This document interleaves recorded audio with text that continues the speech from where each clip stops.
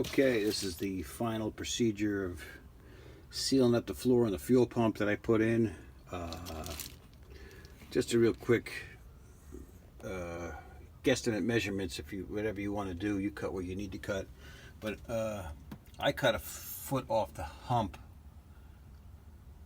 but you could go over 13 inches and stay on the flat spot if you want.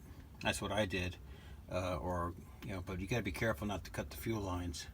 So like I said, you just score the back line a few times with your grinder cutoff wheel, and then bend it back and forth. You probably can cut in the middle of that, around 23.5 inches, right in the middle of that flooring. I would cut too far over. I cut 26. I would probably cut 23 because the fuel pump is right about where that grinder wheel is, cutoff wheel. That's a guesstimate. I did it just to show you where the fuel pump lies. You know, it's on the edge. So, and I would definitely cut over, 3 or more inches over towards the fuel pump. I would have cut it if I knew better. I would have cut it probably right around here, and then cut this right about here, and then cut this a little bit over here. Make a smaller hatch, but it doesn't make a difference. But it worked out well. I'll show you what I've done. Right. It's sticky already. I got some stuff on the floor.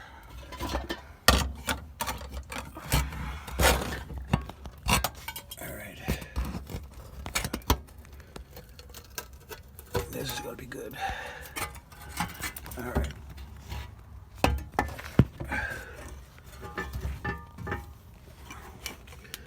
Alright. That's the angle I have. That's a piece of flat stock.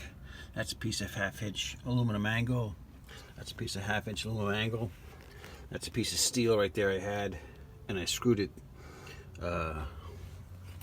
down through everything. So it makes a nice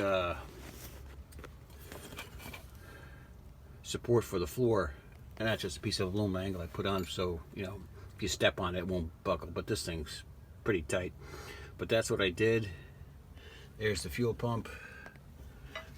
Works well. Started right up. One turn of the key.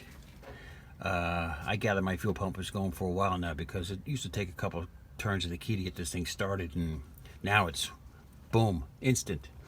I definitely would recommend,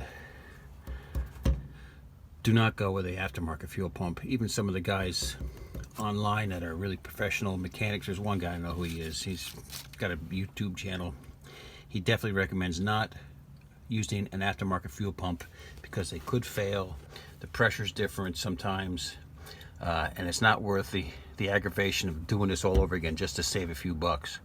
So a original equipment fuel pump is recommended by most professional mechanics if you can afford one. Like I said, I got this off of eBay. This was 90 bucks. It was a great deal. They're usually probably close to 190 or around there. I don't know exactly, but that's a Motorcraft. This is a Ford van, 1999 E150 with the 6-cylinder. I think this covers the 250 and maybe the 350. I think in multiple years. This is just a 99. This fits multiple years. But what a big difference. But I got this butylene rubber. This is just soft stuff I had, rubber, non-hardening, non-sticky really. But that's the floor. It worked out well, and that's the angles I'm going to put down, and that's it. Maybe this can give you some ideas what to do and what not to do. Alright, that's about it.